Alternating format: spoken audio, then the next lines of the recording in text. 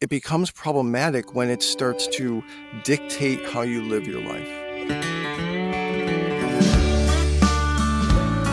What is up, everybody? And welcome back to the Schooling Struggle Podcast. It is our belief that the only guarantee in life is that we are all going to struggle, and how we choose to embrace our struggles is what empowers us to become the best versions of ourselves. How's it going? My name is Pete, coming to you from Vermont, and with me is my friend and co-host Todd, coming to you from Washington State. What's up, Todd? What's up, Peter? I'm working on my What's Up, Pete. That's what I'm doing. Nothing much. We had some flurries today. Check this out. It doesn't snow here very often. And when we get a flurry, I swear, like 2 flurries, I looked out the window. I was like, ooh, it's snowing.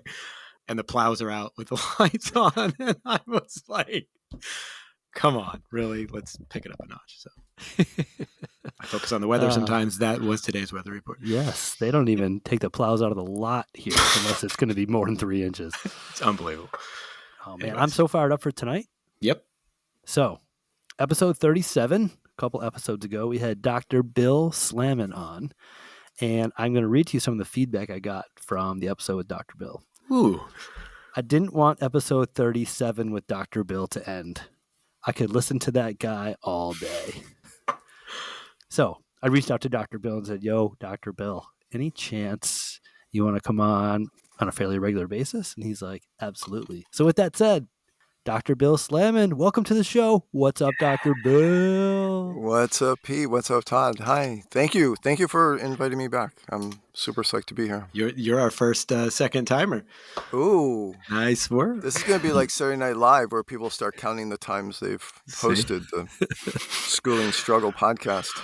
Happy to be the first for the second go-around. I was a little worried about it being my sophomore effort. Usually those fail miserably, so... Yeah, the part 2s of the albums and the movies are always, tough to measure up. So I'm trying to keep my expectations at a reasonable level. Good job. Good job. Well, you absolutely crushed episode 37 on stress, and we are super psyched to have you back for real, as much as you want to come. You just have so much to share. And when we were talking about Dr. Bill before the recording, Todd said, the beauty of having Dr. Bill on the show is, how did you word it, Todd?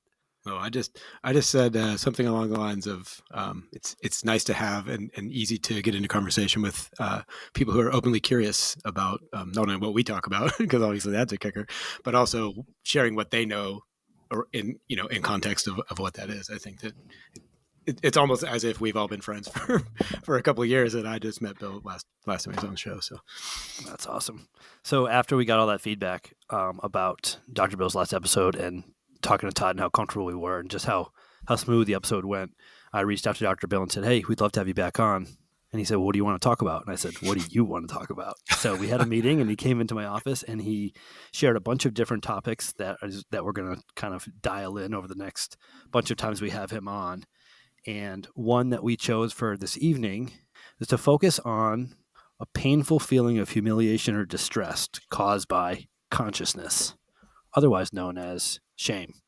And when I heard we're going to do an episode on shame, like I don't really know how that applies to me or where that could fit into my life. And I thought, oh, this is really cool. Yeah, shame on me. I'm going to learn a ton of stuff about this. So I did a little bit of homework, not very much in preparation for tonight's episode, but I have some stuff I want to throw at Dr. Bill. But in kicking off our conversation about a painful feeling of humiliation or distress caused by consciousness, I'm curious to know, Dr. Bill, where you want to lead off. That's a really good question. So I think probably a good place to start. Well, let me first say a few things about why I thought it was a good topic for your podcast, and then we maybe talk a little bit more about what shame is, or at least my understanding of it.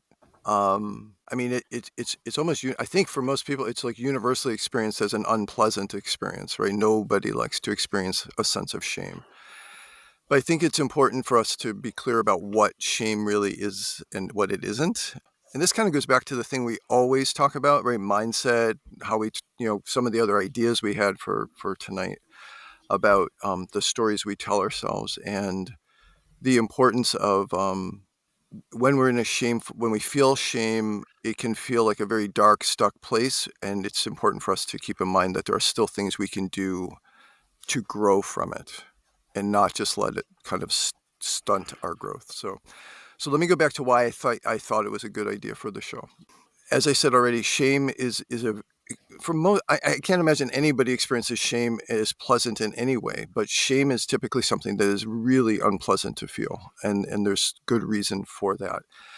The reason I wanted to bring it up on the show is because I don't know if it's the way things are today, or if it's just the work I do, mostly working with kids and teenagers. But even some of the adults I work with, it just seems like it has become such a prominent experience for people. And people don't always label it as shame, whatever it is they're experiencing. Just sitting and talking with them, you realize that what they're experiencing is shame. Um, Again, I work in schools like Pete, and we have so many times kids who are refuse to do work, or they refuse, for in some cases they refuse to even go to class or come to school. And in so many of these situations, shame is sort of at the heart of what's preventing them from engaging in their lives in a more meaningful way. I think it's. I'm going to cut you off real Yeah, quick or please go. interrupt. I think it's interesting that you were saying that we may not use the word shame, but there's other depictors or descriptors that we use. So I just thesaurused it for my own kind of knowledge, and some of the words that come up are humiliation, mortification, chagrin, loss of face, embarrassment, indignity, discomfort. So some of those are kind of that's more helpful for me in thinking about this conversation about shame and how we can experience shame in so many different ways. It's not this one thing. So I thought that was what you just mentioned about that was really helpful for me. So thank you. Yeah, so like I said, the reason I thought it was good for us to talk about it is because it seems like it's very prominent. It's certainly a very common experience for people who have experienced trauma, especially if they've experienced physical or sexual trauma. Shame is almost guaranteed to be part of that individual's experience, regardless of age, even as an older person. Um, so let's talk. Let me share at least my sense or my understanding of what shame is, and not necessarily what it isn't, but to make a little bit of a differentiation, which I think is important. So every the things I've read, the research I'm familiar with, almost always they make a distinction between guilt and shame, and the way it's distinguished between is when they talk about guilt. When we talk about guilt, it's an unpleasant feeling, but it is typically a sense of regret or remorse about something we did. So it's about a behavior, it's about an action. And it's typically not so much about our whole self. It's just we did something, we feel really bad about it, and usually by apologizing, by making amends, by repairing it in some way, we're good to go. What, in fact, to quote Brene Brown, what she says is, so let me see if I can remember the quote, accurately. Um, when I do, with guilt, I've made a mistake. With shame, I am a mistake. Hmm. And to me, that when I heard that quote, that was so powerful to me, because there is an all-encompassing, overwhelming, oppressive experience that I think happens when we feel shame. Because in those moments, we feel like our entire being is worthless. Our entire being um, is not worthy of redemption, is not worthy of forgiveness, or however we want to think about it. Um, and it's a sense of ourselves as being more than that we did something wrong, is that there is something wrong with us. And when I think about that, and like I said, when I see how pervasive shame has become in our community, Brene Brown says that we have an epidemic of shame going on in our culture and our communities. Um, and for what it's worth, importantly, people, adolescents, and people in their later years of life are more prone to feel shame more intensely. Say that again. Sure. So adolescents, people in their kind of formative years, they tend to feel everything more intensely, but because they're in the process of shaping their identity, they're more prone to feeling shame and feeling as if there is something inherently wrong with Mm. themselves than middle-aged people. Middle-aged people, not that they don't feel shame, and certainly people who have experienced trauma in their childhood or adolescence are very prone to experiencing shame on a regular basis, regardless of their age. But what the research shows is that it is most experienced among adolescents, and then the second group that experiences it most intensely are people in the later years of their life, where they're perhaps more, have more free time, are more available, and are experiencing, they're kind of struggling with, did I make as much of my life as I wanted to, because they're kind of, looking, the end point isn't as far off as it was previously. So I have some questions, but I want to let Todd chime in and sprinkle some salt on the platter here. Is it platter or is it the wound? I'm not sure. What you got? I have so many things, but I'm going to let you go because I want to digest what I just heard Bill say. So I'm just curious from what you just shared, and that's profound for me to hear this for the first time. I'll just give an anecdote. I think it'll be easier shape my question. So we are not yet into December, and my daughter has already lost not one but two pairs of mittens coming and going from school and from swimming lessons. And we're trying to teach her to be more responsible and not lose these mittens. She came home today having lost a second pair, not one, but both mittens.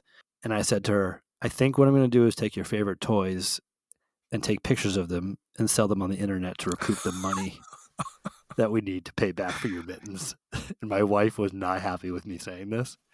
She's like, that's not practical. My wife said this in front of my daughter. And I said, it is very practical. All I do is take photos of the toys and post them on the internet, and people will offer us money for the toys. It's very easy and very practical to do. And of course, I felt shameful after that. But did I just feel What? guilty because it was a single action? So my guess is, my question is, can shame be just from a single action? Like I had a good day, everything was great today, and then I had a moment of shameful or guilty behavior, and I felt bad after that, and then I talked to my daughter and kind of smoothed it over, and now I'm kind of back to where I was? Or is shame just kind of always there? It's a proprioceptive. It's a way that you see yourself constantly, almost like ubiquitous with you wherever you go. Or can shame just be a single act, like me today? So it's certainly likely, and to my mind, it's possible that you experienced a bit of shame, but that given the kind of the researchers' definitions, that the bulk of it was probably guilt, Okay. and more probably stimulated by your wife's intervention. That, like, what are you doing? You can't do that. I just I just wanted to find a way that she would care enough, because she doesn't care. $20 a pair of mittens or whatever it is that we paid is no big deal for her, because mommy and dad would just keep replacing mittens. But we need to figure out a way for her to remember her mittens. So I just had a weak moment that was, I didn't know if it was shameful or guilty, but I feel both, I guess. So I think the critical difference is when we do something wrong, our whole identity hasn't been defined or destroyed by that action, and that we can repair what we did relatively simply. So by apologizing, by making amends, by doing something to repair, the, not the damage, I guess, for lack of a better word, that we did in our relationship with that person. And then in fact, our apology is sufficient. The other person feels fine, you feel fine.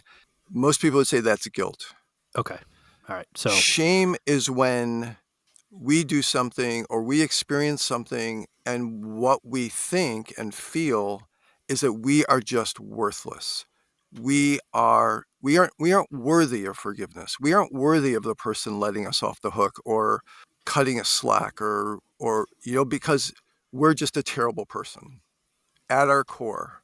And I mean, as I say those words, it's not hard for me to imagine how that feels to walk around like that for many people day in and day out, right?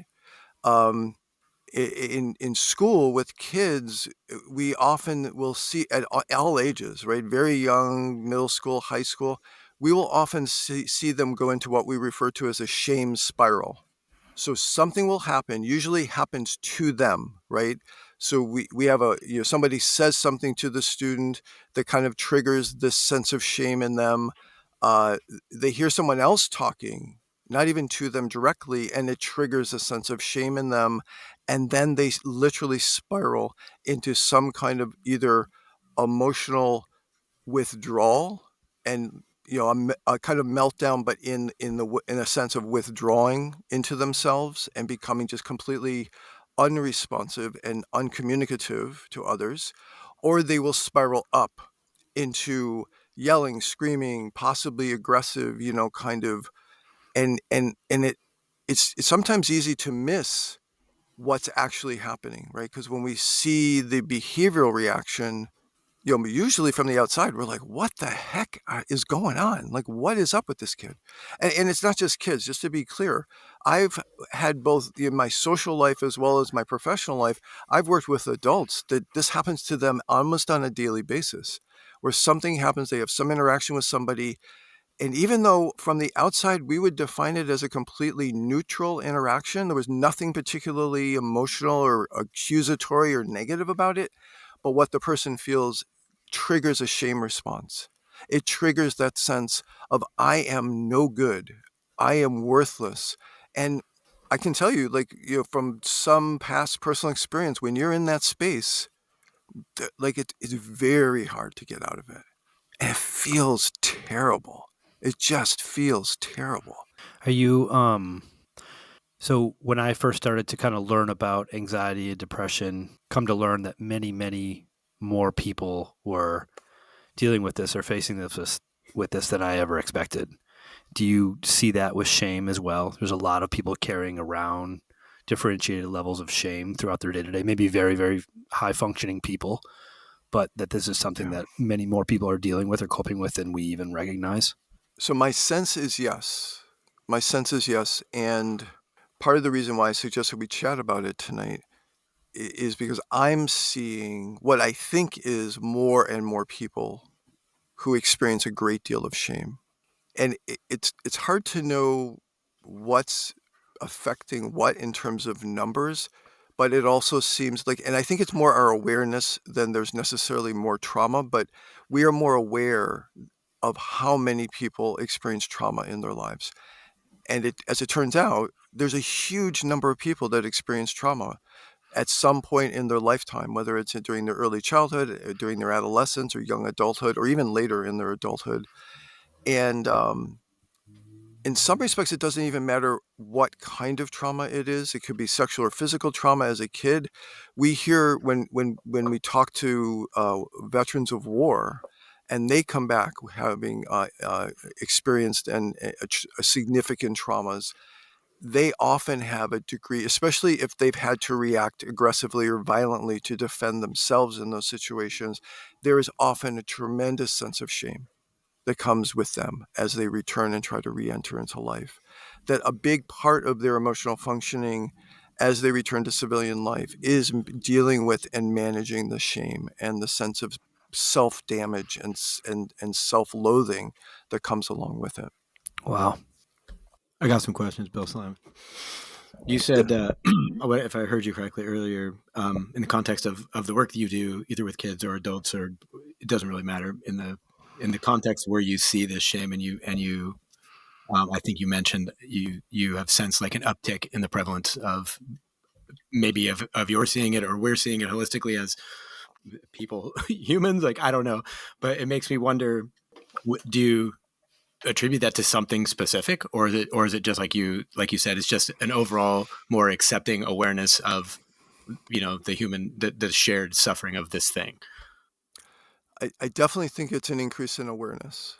It's an increase in awareness. I think there is things have shifted in our culture and in society where it's more acceptable to Yeah, express how you're doing and what you're struggling with, to be, especially with, internet and social media. I mean, there's a degree to which, especially among younger people, there's a degree to which, almost anything is fair game, yeah. for social media. Um, I think it's I don't know, and there may be statistics that I'm not aware of. It seems like there is more trauma in our society.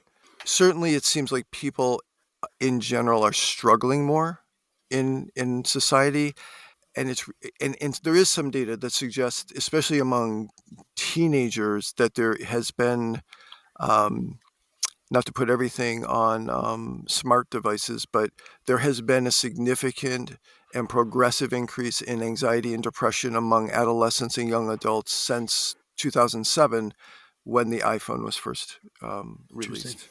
And I have an iPhone. I love it. All that. It's a very useful device. Yeah. But at the same time, we have actual research out of the University of San Francisco Medical School that shows that there's been a significant increase in anxiety and depression among young people. Now, that doesn't necessarily mean they experience a great deal of shame. However, this is another piece I wanted to touch on. Not surprising, there is a very strong correlation between the experience of shame and the experience of anxiety and depression. And some of what I read suggested that shame contributes to the development of anxiety and depression. In my clinical mind, I don't know how I could tease those apart. When you you experience a deep and intense sense of shame, by definition, you feel terrible. You feel depressed. You feel anxious. You feel alone and isolated. Um, so I'm not sure if one is causing another, or Hmm. to me, it's almost like they all just coexist. And maybe what we're doing is just putting labels on this whole um, holistic experience that people have, and where we're kind of arbitrarily separating them out.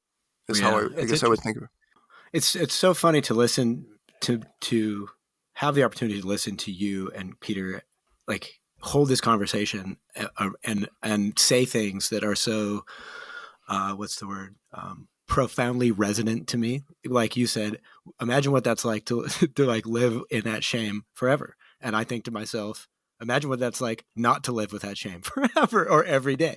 And so it's very odd to have to be part of this conversation where you clearly I feel like we're on two different sides. This could be completely different, but for the conversation we're having and the assertion you made, it seems to me like I constantly live with like this imposter and this shame that I've never really found the root of. I'm sure it's rooted way back in my, being fed, labels and, drugs and medicine back in my youth, but I never addressed it. But now when I think about who are the people or what are the feelings that are most close to my day to day, I mean, I brush my teeth with shame. You know what I mean? Like as soon as I get up, there it is, right? And then the rest of the time is like working around either how to hide it and cover it, or how to address it in small ways that makes it feel like I'm making headway towards something that I have no idea what the resolution would even look like. And so when I go back in my mind and I think about Peter's example, and I think kind of to what you're talking about, how do you tease those apart? In my mind, it's a very clear series of events or triggers, like you were talking about earlier. But before Peter shared his story, I was thinking back to a situation once where I was actually shamed. Like somebody shamed the hell out of me. And then because of that, I felt guilty. And now I carry the shame of that guilt. And so those things are very hard to tease apart. But it was because of an incident that happened that was made public in real time. And I felt, that emotion like, oh, I don't know what I'm doing. Like I feel somebody else is shaming me purposely saying I don't know these things, or trying to expose, some inadequacy I had. Then I assumed that and carried the guilt of I should have known better. I should know more to do this. And then that's like a building block of that shame. So like in my mind, it's very easy to see this is where it started. Here's the fertile soil. Here's the seed that was planted. And now here's the tree of Todd. Right. So it's weird. And what, as you're saying that, what makes your story makes me think about what I was referring to earlier, the whole idea of shame spiral. Yeah. So somebody intentionally tries to shame you, and your response is to feel guilty Yeah. that somehow That, you did something wrong, which of course isn't is that what wild? that person was trying to accomplish, right? Yeah. So it may have been a mini shame spiral, but Yeah. that was kind of a shame spiral, right? Because Mhm. this person tried to trigger you, and then somehow you end up feeling. And this is what we do. Like, it's not you. I would say it's rare for people to never experience shame. In fact, we have a name for people who never experience shame, because if you have to have empathy on Yeah. some level, right? A capacity for experiencing what other people are experiencing to even experience shame to begin with. And the people that don't experience shame, we refer to as psychopaths and Psychopaths, yeah. sociopaths. Yeah. These are people that only care about themselves, and they feel very good about themselves, and other people are objects to meet their needs. I mean, there's not Mm, reciprocity in their relationships. yeah, But those are the only people that don't ever experience shame because yeah. they don't, Because they right? can't. Yeah, They don't have the capacity where yeah, it's let me just say this for the record. It's normal to experience some shame at some times. It really becomes problematic, and this is part of why, Pete and I talked about this a couple weeks ago. It becomes problematic when it starts to dictate how you live your life. It becomes problematic when it prevents you from doing something that you yeah, really would like to do, but you are convinced because you're worthless or because of whatever that it's not even worth trying. It's just yeah, not going to work. It's not even worth trying to get into it. yeah. Um, and So and that's an that's when it interesting becomes part. Then is like when if you see that, and this is probably based on based on what you just said. This is probably a lot of what you do in the context of your work. But how if somebody would have told me what you just said in fifth grade, like I would have been like, I mean, had I had the ability to absorb it, I would have been like, wow, there's a name for that thing. And there's actually, this is what everybody does. And so I'm not just alone. And it clearly could have changed the shame path, the path of life that you take. Right. So are there things that, teachers or yourself, or like, what's the way we begin to raise that awareness in a positive way to where, you can say, this is shameful. Everybody feels this. Here's what we can do about it. Right. Here's the tools. right. So yeah, let me jump into that because there's definitely like kind of like how do we address some of this is part of I was planning to get to that. So in terms of our working with kids and or even old, it doesn't the age in some ways doesn't matter. One of the for lack of a better word, one of the antidotes to shame is in fact empathy. Us being empathic with other people and validating for them that the truth of what they're experiencing, right? I mean, now we think of like really deep problematic shame as really kind of being part of the narrative we tell ourselves, part of the story that we tell ourselves about ourselves. Like we have convinced ourselves and we usually come by it honestly. It's not that like we're just making stuff up. Like whether it's you're a kid in school and teachers are, old school teachers are just doing what they used to do. And basically even child rearing, right? Shame used to be a core part of child rearing and teaching. And this is how we got kids to do what we wanted them to do by shaming them, right? I grew up Catholic. Shame was like the core. It was like what, basically I lived in a world So of so shame. like telling your sad 7-year-old they're going to sell all their toys to pay for their lost mittens. Is that what you're referring to? Hey, before No, we go you, any you, further, you we one, go. one second. We keep referring to the word empathy, and I just want to make sure that the listeners are all on the same page. So, empathy, as defined by Google, is the ability to understand and share the feelings of another person. And I Thanks. would say that the complementary concept with empathy is validation, right? A lot of people who experience a lot of shame also feel like they're just crazy. Like there's something deeply wrong with them. They're crazy. They experience all this shame. And it can be life changing to have someone in your life that says, you know what? I'm not surprised you feel that way. Like, I get it. Look what that person did to you. Look how you were raised. Look what happened to you when you were a kid in school. Look at the trauma you experienced. All those things are crazy making, and they leave you feeling like, I mean, just like you said, Todd, about the person trying to shame you and then you felt guilty. The same thing happens in folks who have had trauma. They're convinced that they're at fault for their trauma, that they did something wrong to not prevent their fathers from sexually abusing them or their mothers from physically abusing or whoever, right? Uncle, brothers, cousins. Uh, there's often a deep sense that they did something wrong in that that allowed the abuse to happen. And like, of course, we know that they had no choice. And that's part of what makes something traumatic is when something happens to you that you have no control over, you can't stop, that makes it traumatic. When we can stop something that's really bad and really stressful, it tends not to be embedded in our bodies literally as something that's traumatic.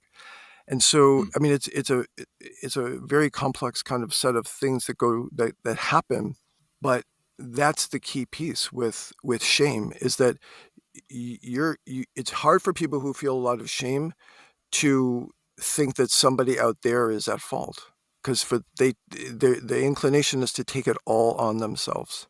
The bad things that people do to me, it's because I'm that bad. Like, I'm that damaged, I'm that broken. And so by having somebody come along and have empathy for you, to say, wow, I get it. You feel terrible. And by the way, importantly, they don't try to cheer you up. So one of the core, this is like I'll use modern day language, as the kids say these days. It's kind of like a psychotherapy hack. Is like, as a psychotherapist, you need to become good at tolerating other people's suffering and being okay with not trying to cheer them up, because that often comes across just as superficial and kind of BS-y. I'm working really hard to use clean language here, by the way. I just want to say less editing for Pete. But I feel like sometimes they're very like, I got to drive it home with with this bad word. Sorry, it's important stuff. Emotional expression, like holding that space, right, and allowing, being empathetic in a way that allows that person to experience that feeling in proximity to somebody else, or with the knowledge that somebody else affirms and understands that this is a crappy situation. Yeah, and part of what is healing for folks with the experience a great deal of shame is also, in the same context, developing truly connected, authentic relationships with them. Because through the relationship, it's hard for the story they tell themselves to keep standing, right? It's especially if you can be in a relationship, like, again, I work in schools, so I think often about students and teachers. We know in the trauma literature that a single teacher can be life-changing for a kid who has had trauma. And part of the reason we think that is because if that child can develop a relationship, a healthy, trusting, authentic relationship with the teacher, if they can look up to that teacher and admire that teacher, and then they have the experience of that teacher authentically caring about them, it's really hard, I'm going to swear now, it's really hard to feel like a piece of shit if this really cool person cares about you. And that can be at the core of empathy, is just feeling like you're crap. And it's and like, you can't just pat a kid on the back and say, you're okay, you're fine, you're a good kid, I like you. It has to be real. You have to live it, because otherwise because they see BS, like right? I mean, kids and even adults, like, they see through the BS when it's not real. And that's really, so that the empathy, validating their experience. You don't even have to fully get into their shoes. If you can just see their suffering and you can acknowledge for them, I get it, you are hurting. And I bet even if you don't know why, I bet there's a really good reason for it. That's powerful. And of course, I mean, folks who are deep into it, they need a lot of that, and over again. It's a big part of it, because those voices that tell them they're no good are so powerful.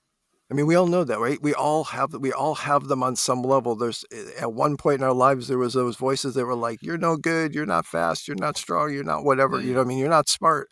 It's like the voice of truth is like the ultimate, right? Like, oh, that has to be, like, that's, what's the word? It's like biblical in nature. Like, this is this is the blueprint, and now everything else is conflicting against that. Yeah, interesting. I think what's also powerful is for people. One of the things that Brene, and I have to say, as a quick aside, I'm shocked that I'm quoting Brene Brown, because I think, even though I think she's brilliant and so she's done so much good stuff, there are times I'm also like Brene Brown. But one of the things that she says is that shame thrives in isolation and in judgment.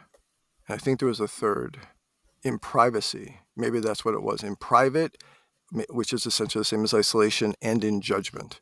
And that's judgment, both internal judgment, right? Because we're usually our worst critics, as well as a sense that others are judging me, whether or not they are. And that where shame cannot exist is in relationship and in connection with other people. And in researching, I cut you off. Go ahead. No, please go, Pete. in preparation for tonight's show and kind of looking into this, I came across this psychotherapist by the name of Joseph Burgo, and I guess he's been in psychotherapy for over 35 years. Does a lot of marriage and family therapy. He's a clinical psychologist, and he wrote a really well-known book, I guess, called Shame. It can't be that well-known because I haven't heard of it. But and kind of like what you just said, he puts kind of the four, I don't want to say most popular, the four more general types of shame under these kind of umbrellas. And he has unrequited love, which is what you just said. It's a non-reciprocated feeling of joy and attachment. So I feel connected to this person, but I don't feel that reciprocation from them. Second one is exclusion, that feeling of being left out. Then there's unwanted exposure, is when you draw attention to yourself in a way that you don't want.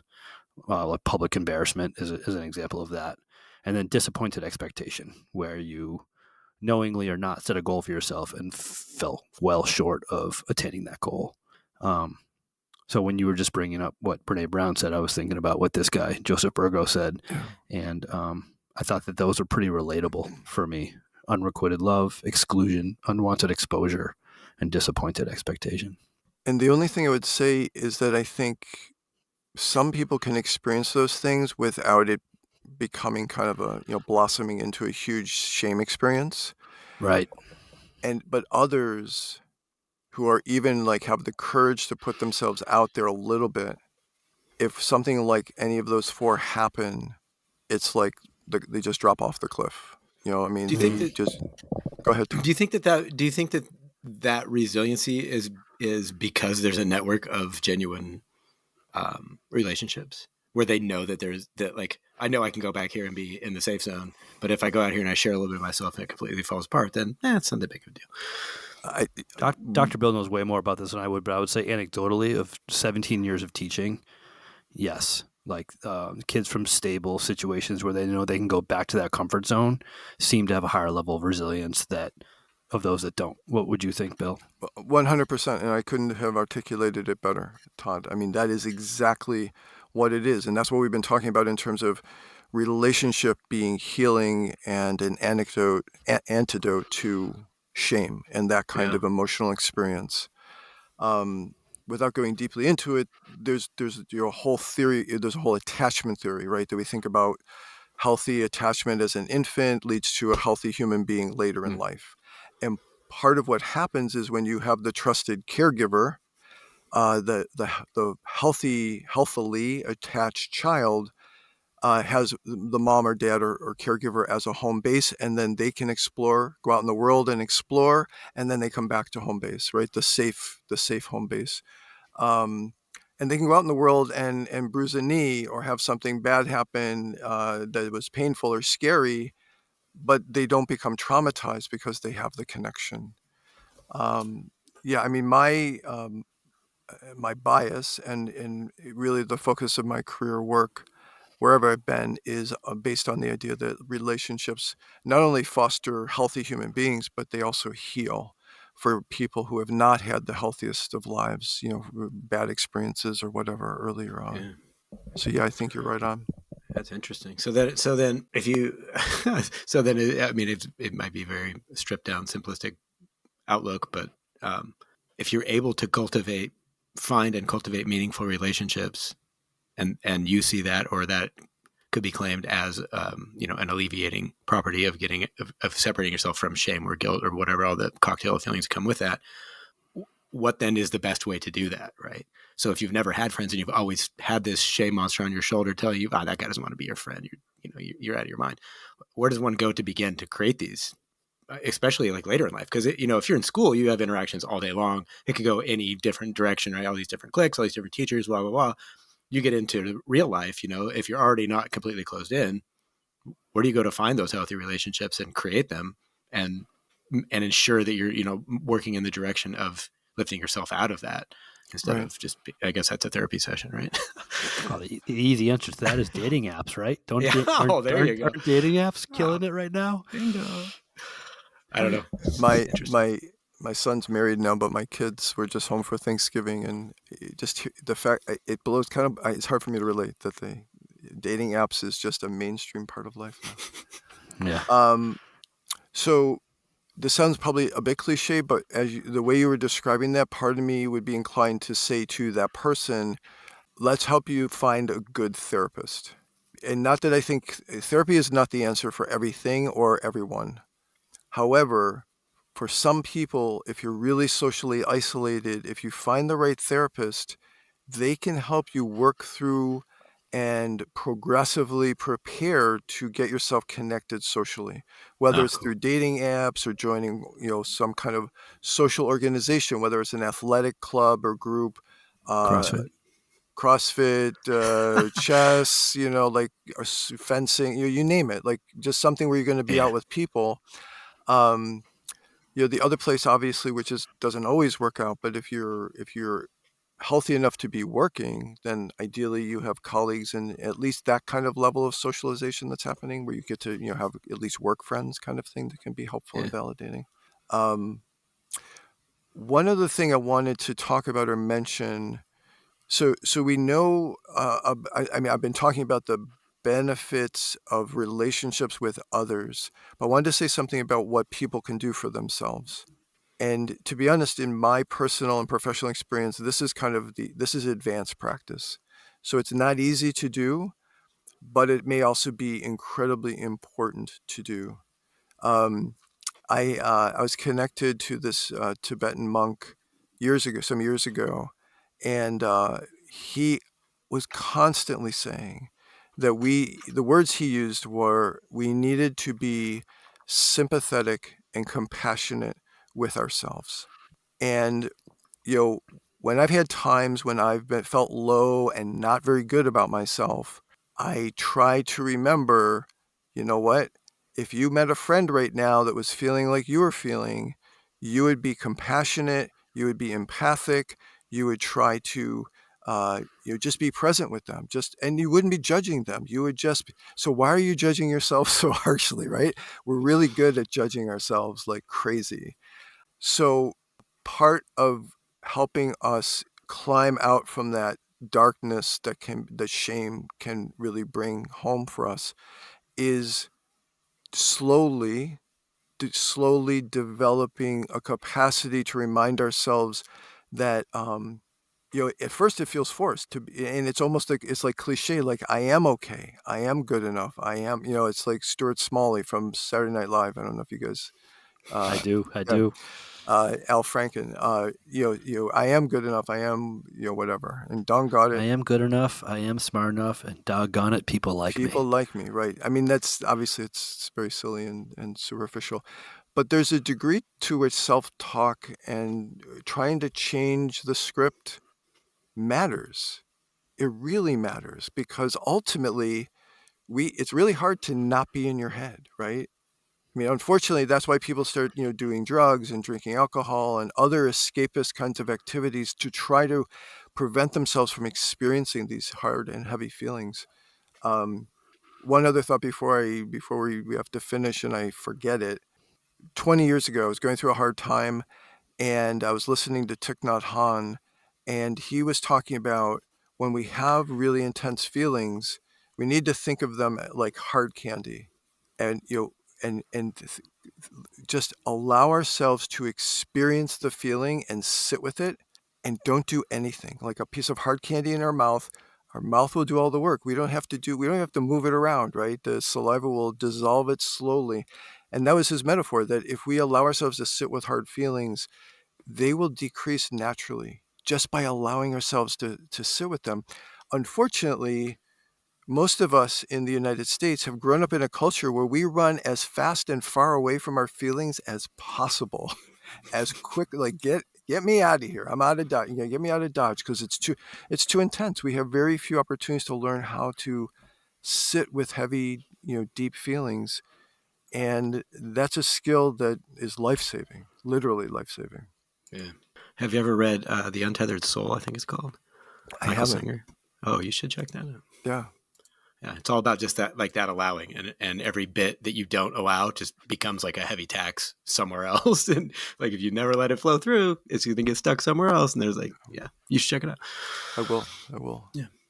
Yeah, it's impressive how reluctant we are to just allow Isn't it? ourselves to sit with our Yeah. mind and with our feelings. Well, there's a shame behind sitting there, right, with your eyes closed. Like, Right, who's right, gonna see me because watch it? you're a piece of crap while you're just sitting here. You're not Yeah. doing I remember when I anything. started meditating, like I would be meditating in the backyard, just sitting by myself, on the bench, and thinking to myself, I wonder when my wife or kids are going to come home. And then I would hear the gate open, and I would immediately just feel this wave of it was shame, like, oh God, they're going to see me over here, like looking inside my own head, and they're going to wonder what the hell's wrong with that guy. And then someday it just faded. I was just like, who cares? So uh, you just reminded me of something else I was hoping to mention, and that is, different people experience shame, or shame is created for them in different ways.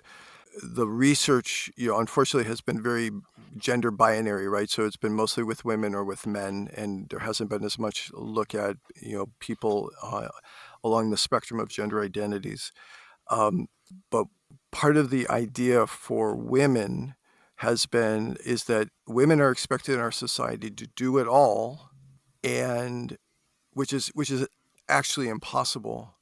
And so they end up experiencing shame because the expectation is to do it all. And when they feel like they're not doing it all successfully, they feel badly about themselves, right? Um, and for men, shame comes, this again is research, it's not individual experience. Shame often comes in the form of fear of showing weakness, or that they experience a sense of weakness inside them. And there's like a terror that comes along with anyone finding out, that you maybe aren't as brave in your mind, or as, um, uh, willing to take risks, or I mean, I'm not coming up with good ideas, but it's that kind of thing. It's like worried to be seen for who we really are. Yeah. Um, Or to show and emotion, right? Like that's a big one too. so, as enlightened as we would like to think we are in 2022, there's still a great deal of fear around showing signs of vulnerability. Yeah. The fear is that people are just, are going to think terribly of us. So, like you said, Yeah. like just showing our feelings is like a big Yeah. deal still. That scares the hell out of me. Like even like I've talked about this before, and I'm getting better at it. But it was I remember the beginning. It was, it was like, what are you doing? We don't go into the firefight. That's crazy. And then like I remember telling my son a couple of times. I had this conversation with my son one time where I set him up to fail when I left on vacation, and I was like, don't play with the Xbox. Like don't even go in my room. And I came back in, and I had put some tape or some shit on it, and it was broken. And I was like, how terrible is that to set him up to fail? And then like the whole time he knew that I knew, right? Or he didn't know, but he was walking on eggshells. And finally I had this conversation with him. I was like, look, I totally set you up to fail, and that's complete garbage right on my side. So, let's just have a conversation about it. And just like watching myself go through like this, it was like I was like an emotional chameleon. It was the craziest sense of like hot flashes, and then raw emotion, and then I can't talk for a minute, and then him like responding because he'd never seen me do this before. And then at the end he was like, why didn't we do that all the time? And I was like, because that's scary as hell. And now and even when I'm leaving his room, I'm thinking to myself, he's probably going to think that was like the weirdest, and he'll never do anything like that with his kids, right? But that was like a point in our relationship where he was like, we can just talk about whatever. You don't ever have to feel weird about having a conversation with me.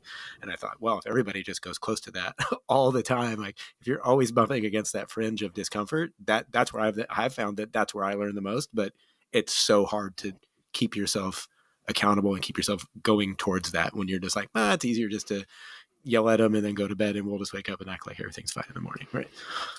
It's easy to do the easy thing. Yeah, I right. say that to my students quite often. Yeah. Anyways, yeah, That I sounds could talk about incredibly, this forever. Todd, that sounds incredibly powerful, what you did It with was him. unbelievable, and now Yeah. I find myself all the time thinking, just like, oh, I should talk to Ian about this thing, because now it went from the connection that I have with him was the less, and it's interesting because there's a whole bunch of shame, like I don't want you to be like me, right? Like you don't need to be like me. If you've done better than I'm doing, then I've done my job as a parent, and I don't have to carry this, all this load. And now it's like I wouldn't say it's preferred, but of all of my sons, I have a way different conversation and a way different demeanor with how I can just be raw with him, and he just gets it. And the other ones would be like, I don't know what to say because of that one event, right? I mean, and it carried Mhm. it so far. So yeah, you're right. It definitely counts to have meaningful conversations and meaningful relationships, but you have to assume the work and the toil to go through making that happen. That's where it's so yeah, that's cool. Nice work. That's What do you good got, Pete? stuff. Man, I'm just grateful to be sitting here talking and listening to the two of you. This is really good stuff. I just think whether it's guilt or shame or anything in between, this is something that is prevalent in all of our lives. I guess unless you're a psychopath, this is applicable to you in some way. And I appreciate Dr. Bill bringing some tactical stuff that we can do in our lives and places to start with a lot of this stuff.